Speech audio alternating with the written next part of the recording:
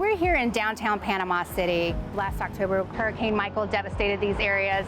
Trees snapped in half, roofs ripped off, businesses destroyed. These communities really have to rebuild from the ground up.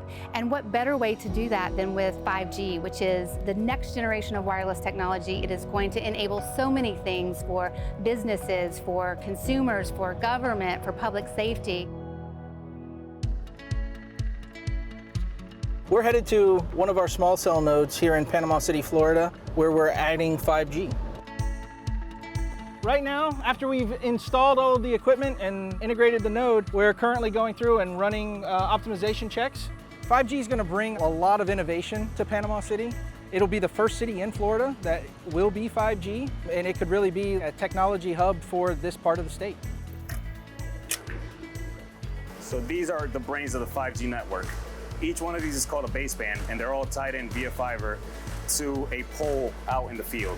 Each pole has 3 sector nodes on it. Every one of these ties to one antenna. Our data necessities in the real world are changing, so we need to make sure that we give our customers what they need in order to move on to the next evolution of our technology.